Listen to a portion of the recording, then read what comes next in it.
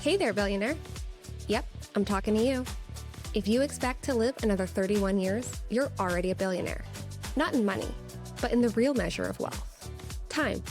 That's because 31 years is roughly a billion seconds. But most of us waste time in ways we'd never waste money. The currency of time billionaires is micro moments, the 90-second to 15-minute gaps hidden between the structured parts of your day. This podcast is about reclaiming them with quick, research-backed ideas to help you feel more creative, productive, and alive. Welcome to Time Billionaires. Let's make your next micro moment count.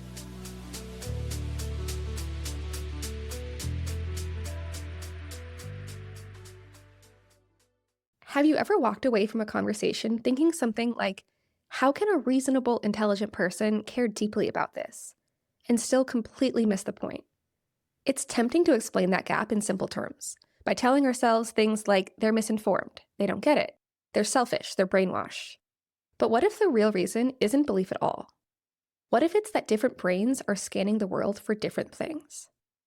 It turns out that some of us are naturally oriented toward looking for change, possibility, and what could be better, and others are wired to prioritize stability, protection, and preserving what already works. Neither is wrong, and both exist for very good evolutionary reasons. But once I realized that, something important shifted. Because I realized that if people are genuinely experiencing the same conversation through different internal lenses, then persuasion isn't just about having the right facts. It's about framing. When you introduce a point in a conversation, you're not just sharing information. You're setting the frame for how everything that follows will be interpreted. And one of the fastest ways that conversations break down is when someone feels like their frame is being rejected. If someone doesn't understand the way we're talking about an issue, it doesn't just feel like disagreement, it feels like a rejection of our version of reality. So when we're listening, that means we should try to understand why someone cares about the thing they're bringing up without diminishing it, even if it seems ridiculous to us. But when we're speaking, there's a different responsibility. It's not other people's responsibility to understand why we are passionate about a cause. It's our responsibility to explain it in terms that resonate with them.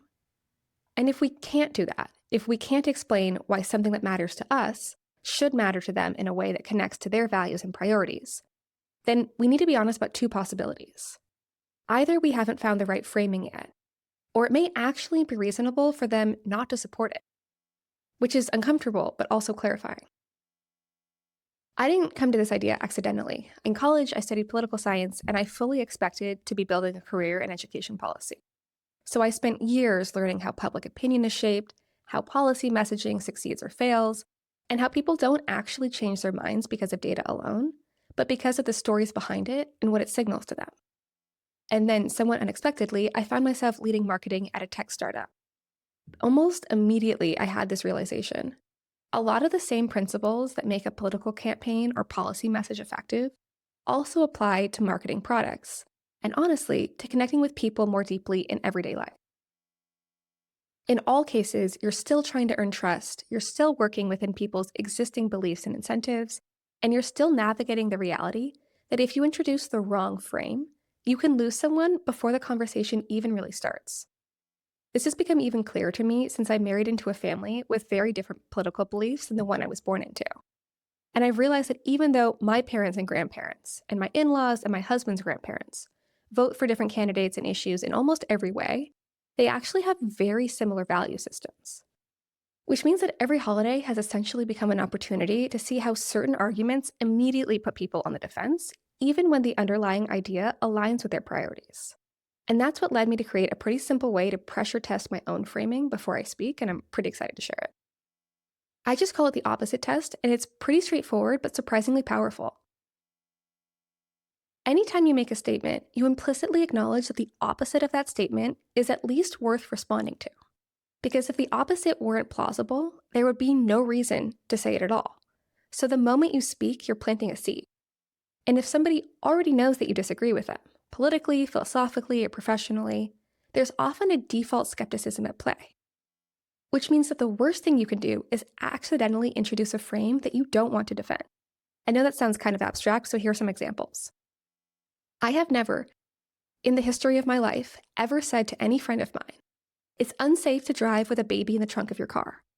Because no one I know believes the opposite of that is true. And if no one believes the opposite, there's no reason to mention it. By mentioning it, you're actually giving this idea oxygen. But here's another example. So if I say something like climate change is real, the implied opposite is climate change isn't real.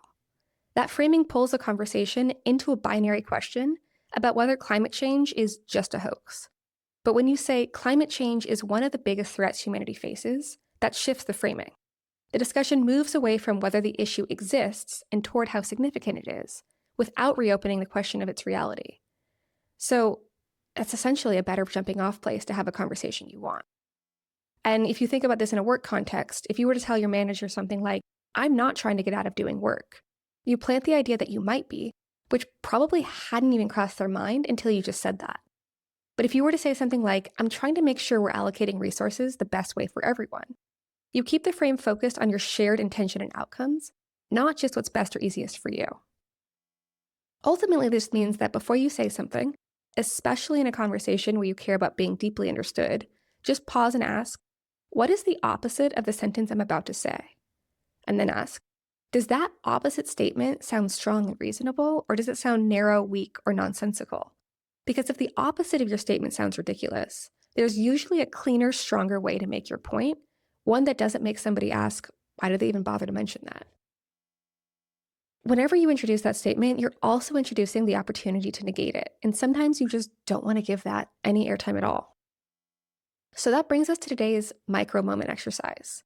You can use it today, but you can also keep coming back to it anytime you want to find shared ground with somebody on a complex issue. Just think about one issue or cause that you care deeply about, and then ask yourself, is my argument framed around what could be better or what needs to be protected? Because remember, some people's brains are more risk-averse than others. And then ask, if I reversed that framing, would my message still make sense? Put another way, what is the exact opposite of what I'm saying, and do I actually want to introduce that idea? Here's one more example of how that could play out. If I were to say vaccines are safe, the opposite of that is vaccines are unsafe, which pulls the conversation into a narrow debate about risk. But if I say vaccines save lives and are one of the major drivers of increased life expectancy, the opposite of that statement is vaccines don't save lives and haven't meaningfully contributed to life expectancy. That's a very different conversation. That frame shifts to talking about real outcomes. And something that's true cognitively for all of us is that repetition subtly legitimizes things. So the more we revisit the wrong frame or the wrong question, we actually give it more weight than it deserves. The more we hear something, the more we think it might be true. So whether someone is skeptical about vaccines or adamant about giving them to their kids, they're usually worried about the exact same underlying thing, keeping their children healthy and giving them the best possible chance at a long life. When the framing is only about risk, the implied downside, the one that your frame has introduced as a reasonable possibility, is that a parent could make their child's life worse by giving them a vaccine. The more that question is revisited, even to deny it, the more reasonable it can begin to feel, even if it never needed to be addressed in the first place. And that's why framing is so important. The opposite test is just the easiest way to figure out if you're accidentally focused on an unproductive frame and then giving you an opportunity to fix that. I think this is so important because connection is one of the things that makes us happiest in life. All of the studies show that meaningful connections are what defines long and healthy and happy lives more than anything else. But we don't connect better by talking louder or faster or more forcefully. We connect better by recognizing that most people do have good intentions, but just very different internal orientations. Different brains interpret the exact same situation differently based on their wiring and past experience. So the next time you're trying to persuade someone, explain a position, or advocate for something you care about, either online or in person, pause. Run it through the opposite test. Ask, what's the opposite of what I'm about to say? And do I want to introduce that idea at all? If not, is there a better way to frame this? Sometimes the most powerful way to move a conversation forward isn't to say something smarter, is to frame it in a way that keeps both sides willing to learn more in the conversation. Thanks for spending this micro moment with me.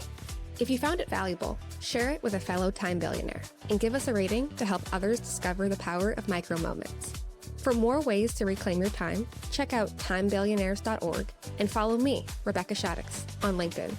See you next time.